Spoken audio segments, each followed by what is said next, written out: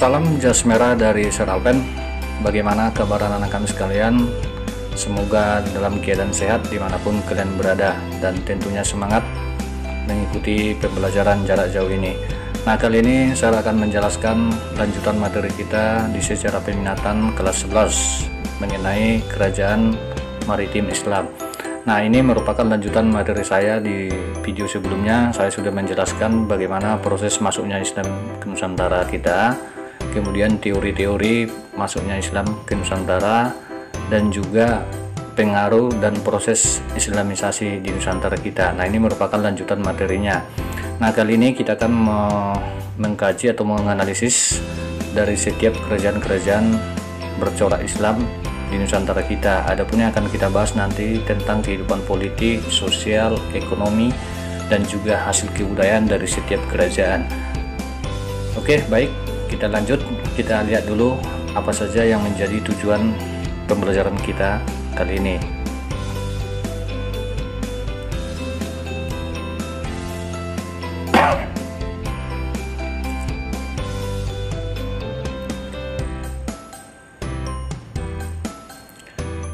Baik, kita masuk ke kerajaan yang pertama, yaitu kerajaan Perlak. Nah, jadi kerajaan Perlak ini terletak di daerah Aceh sekarang ya. Nah, jadi dapat kalian perhatikan di peta ini letak ataupun lokasi daripada kerajaan Perlak ya. Nah, itu dia tanda panah merah.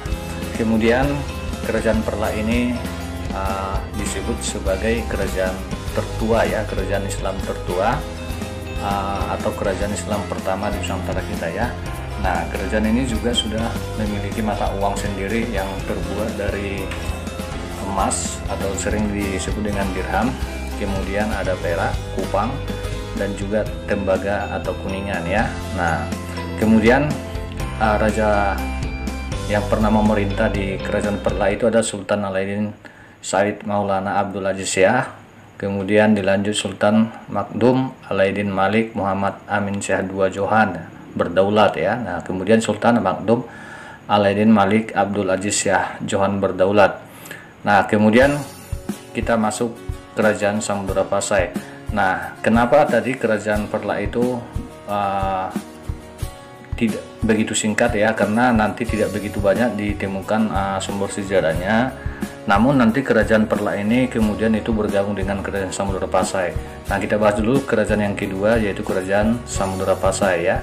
Nah, kita lihat dulu letaknya, tidak jauh beda letaknya dari kerajaan Perlak tadi.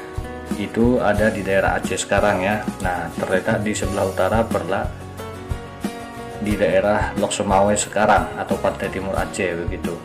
Nah, kemudian ini dia ya. Kita lanjut. Kita akan bahas kehidupan politik daripada kerajaan Samudra Pasai ya. Nah, jadi kerajaan Samudra Pasai ini pada awalnya didirikan oleh Najimuddin Al-Kamil ya. Nah, kemudian raja yang paling terkenal, nah itu namanya Malik Al-Saleh, dan pada masanya kerajaan Malaka itu mencapai puncak kejayaan ya. Nah, kemudian pada masa Malikul Tahir, kerajaan Perlak disatukan menjadi bagian Samudra Pasai. Nah, jadi kerajaan Perlak tadi itu kemudian disatukan ke kerajaan Samudra Pasai pada masa pemerintahan Malikul Tahir ya anak ya. Nah, kemudian kita lanjut. Kita lihat kehidupan sosial, ekonomi, dan budaya kerajaan Samudra Pasai.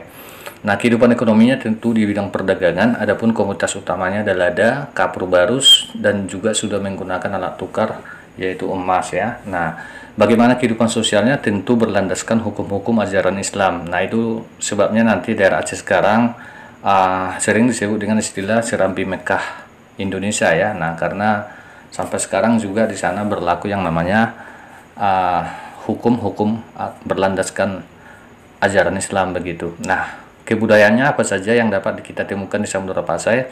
Nah, misalnya ada huruf Arab ya, ada bahasa Jawi, ada hikayat Raja Pasai, dan juga makam raja. Nah, begitu adik-adik sekalian. Kita lanjut. Kerajaan ini atau kerajaan Samudra Pasai ini nanti kemudian mengalami keruntuhan pada masa pemerintahan Sultan Malikul Tahir II ya. Nah, apa penyebabnya? Yang pertama, putranya itu memisahkan diri ke daerah Aru. Yang kedua, kalah saing dengan kerajaan Malaka. Maksudnya kalah saing karena pada saat itu kerajaan Malaka yang ada di Tumasik, sekarang itu daerah Singapura, Malaysia ya. Nah, itu lebih ramai disinggahi oleh para pedagang-pedagang pada masanya. Kemudian juga faktor lain yaitu dikuasai oleh kerajaan Aceh karena sudah muncul kerajaan Aceh. Dan yang terakhir nanti diserang oleh Portugis 1522 ya. Nah, jadi Portugis sudah datang dari Malaka nanti ke daerah Aceh atau Samudra Pasai begitu adik-adik. Kemudian kita lanjutlah kerajaan Malaka, kita bahas yang pertama letaknya, kita lihat dulu. Nah, jadi kerajaan Malaka itu dapat kalian perhatikan di peta ini. Kalau sekarang daerah ini kan daerah Malaysia atau daerah Singapura ya di bawah ya. Nah, dulu namanya ini Kepulauan Tumasik namanya ya. Nah, disitulah kerajaan Malaka. Jadi kerajaan Malaka ini sangat strategis ya. Nah, merupakan sering disebut dengan istilah transito ya. Tempat persinggahan daripada para pedagang Islam pada masanya begitu. Nah, kita lanjut. Kita bahas dulu kehidupan politik daripada kerajaan Malaka ya. Nah, jadi kerajaan Malaka ini didirikan oleh para Misora atau Iskandar Shah. Nah, ini merupakan keturunan dari kerajaan Majapahit ya. Kalau itu namanya nanti diperkirakan keturunan dari Brawijaya V ya. Nah, setelah para Misora nanti memutuskan untuk menganut agama Islam, maka dia ganti namanya menjadi Iskandar Shah ya. Nah, itu politik dia untuk menguasai nanti Malaka dan dia mendirikan sebuah kerajaan di sana ya. Nah, kemudian raja yang kedua ada Muhammad Iskandar Shah ya. Nah, pada masa pemerintahnya ini dia sudah melakukan kawin politik. Nah, jadi pada masa kerajaan itu cukup dikenal yang dengan istilah kawin politik ya, dengan menikahi putri Raja Samudra Pasai, sehingga ia kemudian berhasil menguasai Selat Malaka begitu. Nah, raja yang ketiga namanya Muchapat Shah. Nah, inilah Muchapat Shah inilah yang menjadi raja pertama bergelar sultan di Malaka ya. Nah, kemudian raja keempat Sultan Mansur Shah. Nah, Sultan Mansur Shah inilah raja yang paling terkenal kalau dari kerajaan Malaka, karena pada masanya kerajaan Malaka itu mencapai puncak kejayaan ya. Oke, nah kita lanjut. Raja kelima itu Sultan Alauddin Shah. Pada masa pemerintahannya Malaka mulai mengalami kemunduran. Karena apa? Karena banyak daerah-daerah daripada Malaka itu mulai memisahkan diri. Dan raja yang terakhir, yang keenam Sultan Mahmud Shah. Nah, pada masa pemerintahannya ini Malaka jatuh ke tangan Portugis tahun 1511. Nah, di sini orang Eropa sudah datang ya, yang kita sebut dengan istilah kolonial ya. Nah, jadi tahun 1511 itu datang Portugis yang dibawa pimpinan oleh Alfonso Albuquerque ya. Nah, itu sebabnya nanti runtuhlah kerajaan Malaka itu. Nah, baik kita lihat dulu kehidupan sosial, ekonomi, dan budaya. Kehidupan sosialnya cenderung bersifat individualistis ya kalau di Malaka. Kemudian memiliki kelas sosial antara majikan dengan golongan buruh. Bagaimana kehidupan ekonominya? Tentu dilihat dari letak geografisnya itu sangat strategis, bergerak di bidang perdagangan dan pelayaran ya. Nah, kemudian hasil kebulannya dapat kita temui berupa hang tua, hang lekir, dan juga hang jebat ya. Nah, kemudian kita masuk kerajaan yang keempat yaitu kerajaan Aceh ya. Nah, di mana letak kerajaan Aceh ini? Nah, tentu di Aceh, tidak jauh dari kerajaan Samudra Pasai dan Perlak tadi ya. Namun nanti kerajaan Aceh ini wilayahnya itu hampir menguasai pesisir pantai dari Pulau Sumatera ini ya. Nah, itu dia, kerajaan Aceh ini cukup besar pada masanya. Nah ya, oke, pahamlah ya letaknya. Kemudian kita masuk kehidupan politik daripada kerajaan Aceh. Raja pertama itu Sultan Ali Muhayyad Shah ya. Nah, kemudian raja yang kedua itu Salahuddin, dan yang ketiga, dan inilah yang menjadi raja terkenal, yang namanya Sultan Iskandar Muda ya. Nah, ini sudah sering kita dengar, mungkin anak-anak sering dengar mulai dari SD ini ya. Nah, jadi dia sangat terkenal, dia menjadikan kerajaan Aceh itu menjadi transito perdagangan, dan juga Sultan Iskandar Muda inilah yang mendirikan yang namanya Masjid Baitur Rahman yang sekarang ya, yang sampai sekarang masih digunakan di Aceh, dan itu menjadi kebanggaan daripada rakyat Aceh ya, dan juga Indonesia begitu. Nah, kemudian pada masa Sultan Iskandar Thani muncul seorang ulama besar namanya Nuruddin Ar-Ramiri. Dia menulis sejarah Aceh dalam bukunya Bustanus Salatin ya. Nah, dan ini nanti menjadi sumber sejarah daripada kerajaan Aceh itu juga ya. Nah, dan hasil kebudayaannya juga. Nah kemudian bagaimana kehidupan sosial budaya, kita lihat ekonomi bergerak di bidang perdagangan tentunya ya. Adapun komoditas utama yaitu lada ya. Kemudian sosialnya di sini di Aceh ini anak sekalian, di sini terjadi perbedaan sosial antara Tiongku, dan juga Ulu Balang. Jadi kalau dikatakan Tiongku itu gelar untuk para kaum bangsawan. Tiongku itu gelar untuk para pemuka agama Islam ya. Nah, Ulu Balang itu prajurit di tambah rakyat lah. Itulah yang terjadi di Aceh ya. Nah, hasil kebudayaannya itu Masjid Baitur Rahman ya. Oke, kita lanjut. Sekarang kita masuk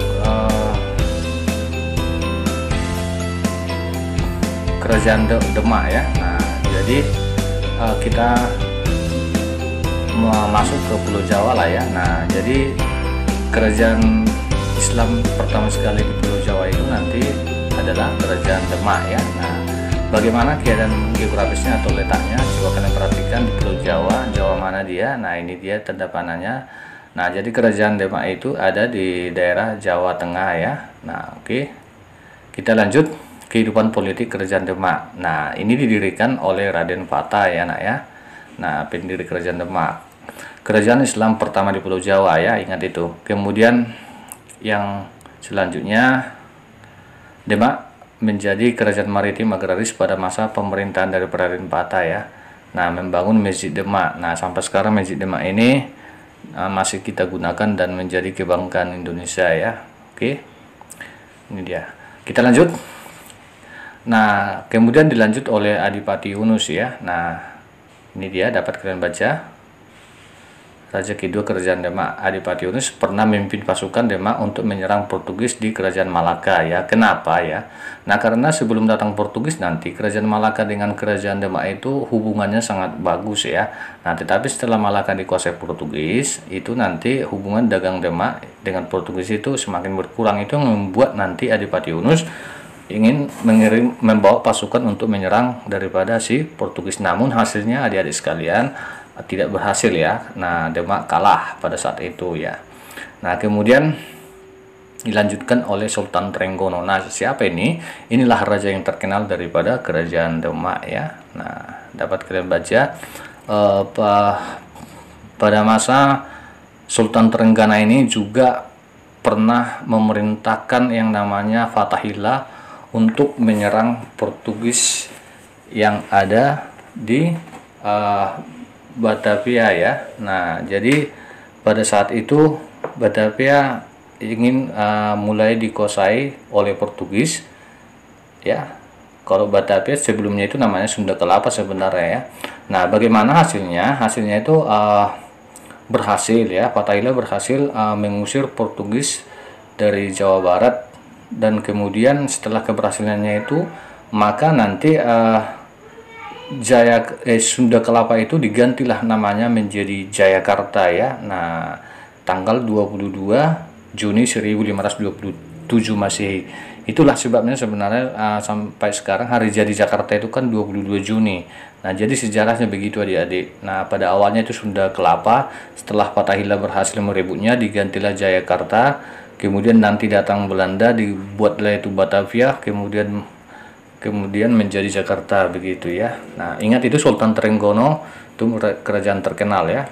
Nah, kehidupan ekonomi Demak itu di bidang maritim ya. Nah, kemudian juga di bidang agraris atau pertanian ya, karena letaknya di Jawa bagian tengahnya ya. Nah, kehidupan sosial Kerajaan Demak itu seperti ini, agama dan budaya Islam ya, itu sangat erat di Kerajaan Demak pada saat itu ya. Nah, kemudian peninggalan atau hasil kebudayaan Kerajaan Demak apa saja? Nah, ada Masjid Agung Demak ya. Nah, kemudian ada upacara grebek ya. Nah, ini dia ada Soko Tatal, tiang daripada masjid yang sangat unik ya. Oke, kemudian kita masuk sebab kemunduran Kerajaan Demak ya. Nah, jadi di sini dapat kalian baca saja, berawal dari Pati Unus yang memiliki dua putra yang berbeda ibu. Nah, kemudian nanti mereka berselisih.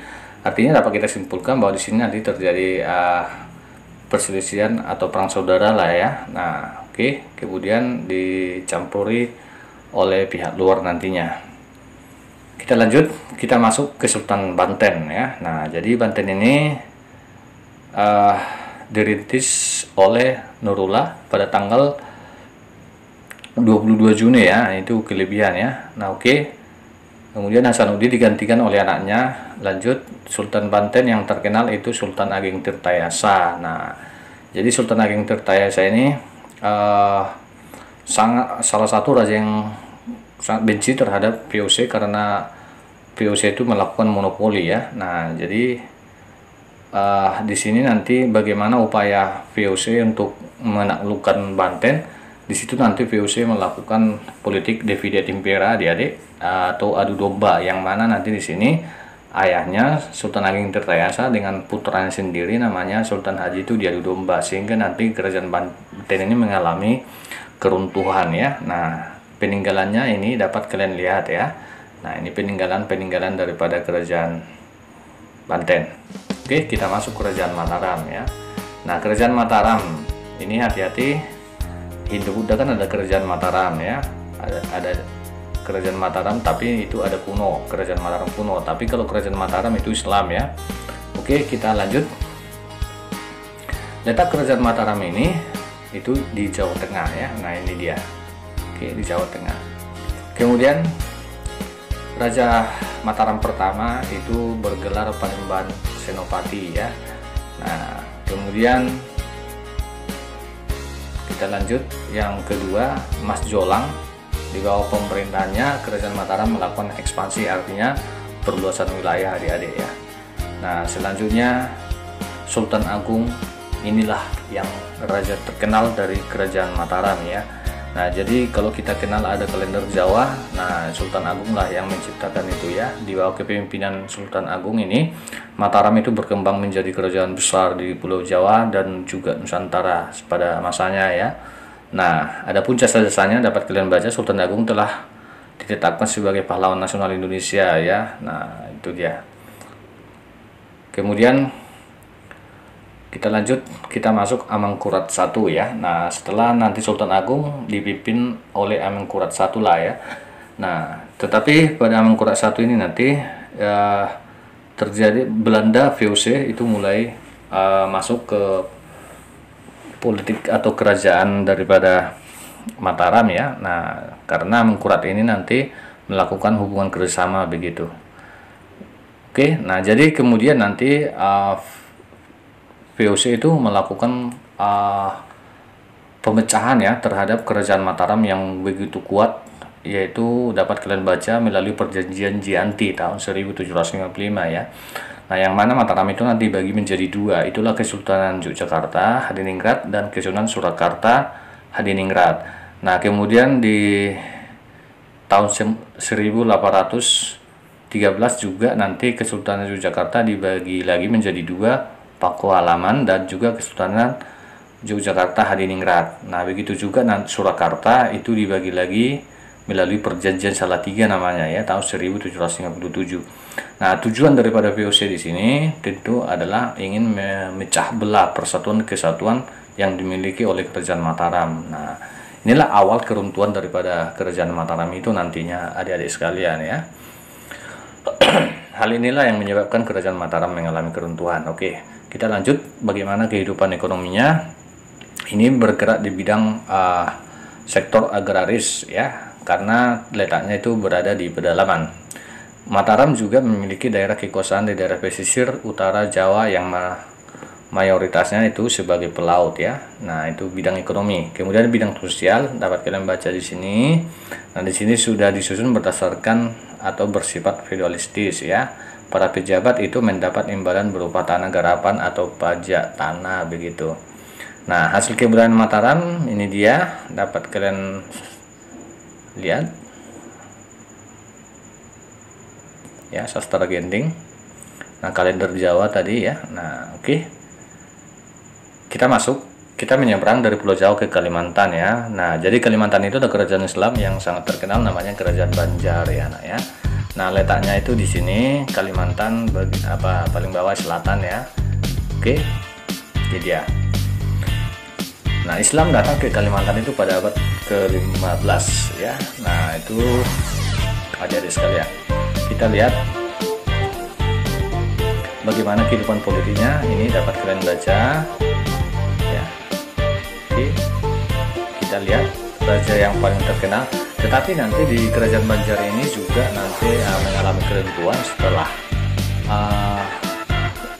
nanti Belanda juga masuk mencampuri daripada Kerajaan Banjar ya. Nah, di mana nanti terakhirnya terjadi bentrok ya, ataupun perang saudara lah ya, karena Belanda sudah mencampuri yang namanya Kerajaan Banjar ya. Nah, namun di sini nanti ada salah satu dan juga sudah ditetapkan sebagai pahlawan nasional, yaitu Pangeran Antasari ya. Nah, Pangeran Antasari ini dia memimpin perang Banjar ya hingga tahun 1905 ya. Nah, dia sangat pemberani pada saat itu, maka dia mendapatkan gelar pahlawan nasional. Itu kalau dari daerah Banjar. Nah, ini dia kehidupan ekonominya ya, berdagang. Oke, ini kehidupan sosialnya ya, silakan dibaca saja ya. Oke, kita lanjut. Hasil kebudayaan Kerajaan Banjar, ada Masjid Sultan Suryansyah sampai sekarang juga ya. Ada juga makam kesultanan daripada Banjar itu sendiri, dan ada juga barang-barang kerajaan yang masih disimpan di museum ya. Nah, oke, kita lanjut. Kita dari Kalimantan menyeberang ke Pulau Sulawesi ya. Nah, di Sulawesi ada Kerajaan Goa dan Talo ya, atau di Makassar, Sulawesi Selatan. Nah, ini dia lokasinya ya. Oke, yang ini. Oke, baik. Kita lanjut. Nah, ini terletak di Sulawesi Selatan ya, secara geografis. Kemudian kehidupan politiknya ini didirikan oleh Sultan Alauddin ya. Nah, merupakan raja pertama memeluk agama Islam di Kerajaan Makassar ya. Nah, kemudian Sultan Muhammad Said, dan selanjutnya raja terkenal dan juga sebagai pahlawan nasional namanya adalah Sultan Hasanuddin. Nah, atau gelarnya itu adalah Ayam Kinantan dari Timur. Nah, Belanda memberikan gelar itu karena keberaniannya melawan Belanda pada saat itu ya. Nah, sehingga dia mendapat gelar Ayam Jantan dari Timur, adik-adik. Nah ya, Sultan Hasanuddin ini salah satu raja yang sangat sulit ditaklukkan oleh Belanda pada masanya ya. Nah, kemudian Belanda nanti kemudian itu melakukan adu domba antara Kerajaan Bone ya, Kerajaan Bone yang dipimpin oleh Raja Arupalapa pada saat itu dengan Kerajaan Makassar ya, diadu domba. Nah, kenapa diadu domba? Karena Belanda tahu bahwa dulu sebelumnya itu Kerajaan Makassar dengan Kerajaan Bone itu berselisih ya. Nah, jadi disitulah kesempatan Belanda nanti mendekati Raja Arupalapa atau raja daripada Bone untuk bersama-sama menyerang daripada Sultan Hasanuddin ya. Nah, jadi akhirnya Sultan Hasanuddin itu terpaksa menandatangani perjanjian Bongaya tahun 1667. Artinya Makassar itu kalah dan harus tunduk kepada Belanda pada masa itu. Nah, adapun isi daripada perjanjian Bongaya itu dapat kalian baca. VOC berhak melakukan monopoli dagang di Makassar. Belanda dapat mendirikan benteng di Makassar. Makassar harus membayar ganti rugi selama perang. Kemudian Arupalapa diakui, dikembalikan lagi dia kekuasaannya atas Kerajaan Bone begitu. Nah, kehidupan politik Kerajaan Makassar yang terakhir yaitu Raja Mapasomba. Jadi Raja Mapasomba inilah nanti kerajaan itu sudah redup, sudah dikuasai oleh Belanda ya. Kehidupan sosialnya ini dapat kalian baca saja.